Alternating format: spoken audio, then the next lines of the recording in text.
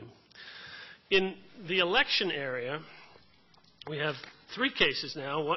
The number was added to yesterday by a case, which maybe I'll start with, which is the Crawford case out of Indiana involving a statute in Indiana that requires all voters who show up at the polling place to have a government-issued picture ID before they can vote.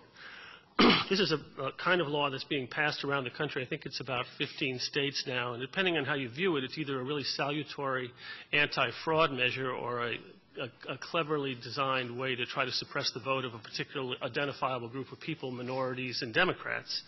So these are laws that people have very different views about. It was challenged in Indiana by the ACLU and by the Democratic Party.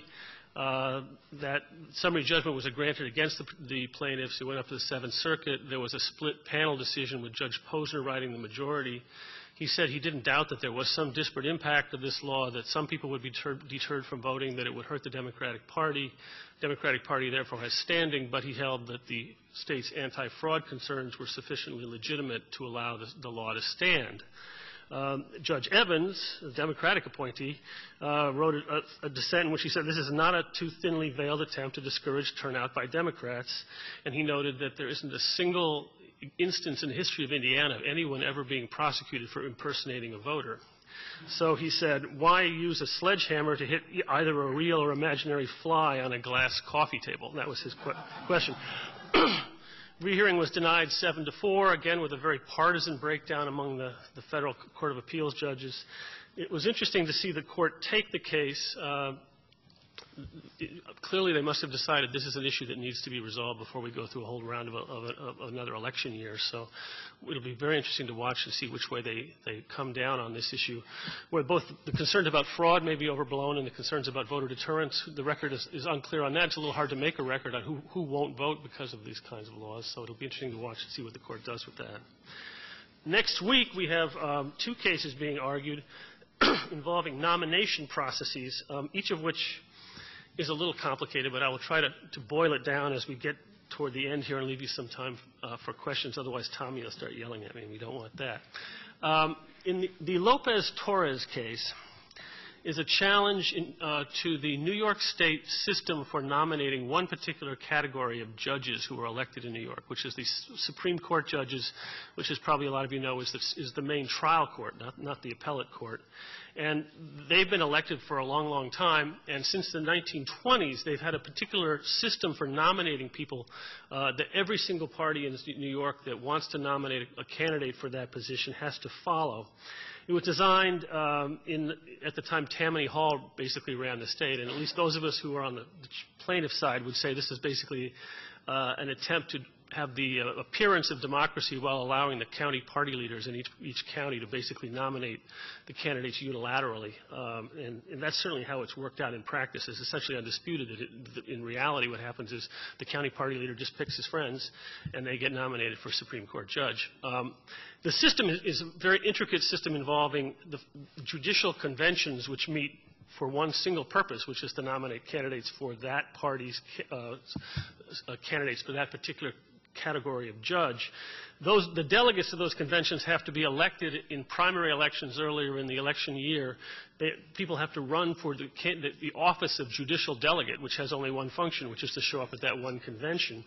And there's a very large number of these delegates that have to be elected in each judicial district, and they have to come from each little assembly district within each judicial district, and there's a really high number of petition signatures each person has to get.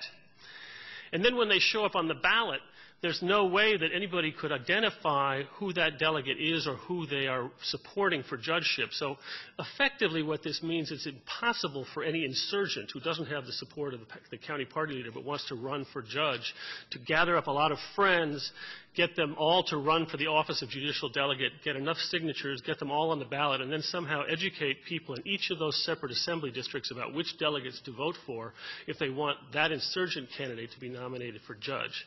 So the fact is, for 80 years, there have been no insurgents nominated for judgeship in the state of New York, in Republican parts of the state and Democratic parts of the state. There is effectively nomination by the county party leaders, not elected officials, but party leaders. And in most parts of the state of New York, that's effectively the same as appointing them judges, because you have a lot of parts of the state where one party or the other dominates. It was held unconstitutional in the Federal District Court in New York and in the Second Circuit, affirmed unanimously. The argument being that this effectively prevents voters and candidates from associating with each other, having the opportunity to have that democratic process operate. In the Supreme Court, there's been a kind of a somewhat different argument made that these laws basically intervene in the affairs of each political party, essentially guaranteeing that the party leaders will dominate and that the rank and file has no role to play in the most important things the party does, which is nominate candidates. The response from the state and from interestingly enough, the party leaders all support the other side, and so the Democratic and Republican parties of New York are on the other side. They all say that the statute is designed to set up a kind of a convention system where you have not democracy in the usual sense, but a deliberative process where the delegates come together with no preconceived ideas of who they're going to nominate, and they all get together and decide. And so there's nothing wrong with having a convention system of that sort where there's no real way for the people, the rank and file, to have much input either before the convention or after the convention. The notion that there's a lot of deliberation is a myth. It certainly could happen that way, but most of these conventions last less than 15 minutes, in fact. So, so interesting to see whether the Supreme Court, where they go on that case as well. The fact that they granted cert suggests they obviously have some concerns with where the Second Circuit decided the case, but maybe we will persuade them that they should not be concerned. We'll find out next week. 15 minutes is a lot longer than the Supreme Court deliberates on some things, so most things. It's hard to talk about all three of these cases in 15 minutes, too, I promise you. The Washington State case, also being argued next week on the first Monday, involves the system that Washington State uses for nominating political candidates. And they used to have a very conventional primary. We had the Democratic primary, then you had the Republican primary. Then for a period of time they had what you call a blanket primary, where there was still a Democratic candidate for each office and a Republican candidate for each office. But when you went to the primary election, regardless of whether you were Democrat or Republican independent, you could vote in either party's primary. You could vote for Republican for this office, Democrat for that office in the primary. So there was no sort of segregation of voters based on their party affiliation. And in a case called California Democratic Party versus Jones a few years back, the Supreme Court held that that kind of primary election is unconstitutional to be imposed by the state, because what it effectively does is allow Republicans to invade the Democratic primary and vice versa, preventing the party from having that place in the process where it can decide for itself, associate with its own members, and decide who they want to nominate for office.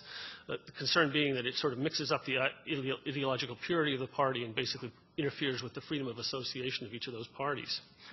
So Washington State's law was like that. It was held unconstitutional as well.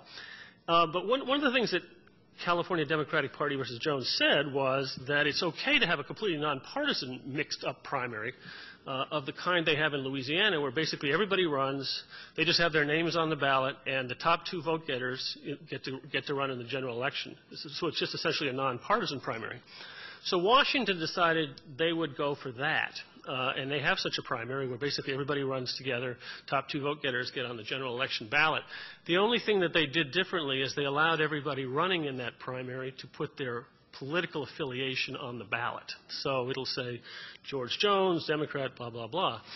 And so this was challenged by the parties, and they said effectively it amounts to the same problem as before, in that Republicans can be voting for the Democrats and vice versa.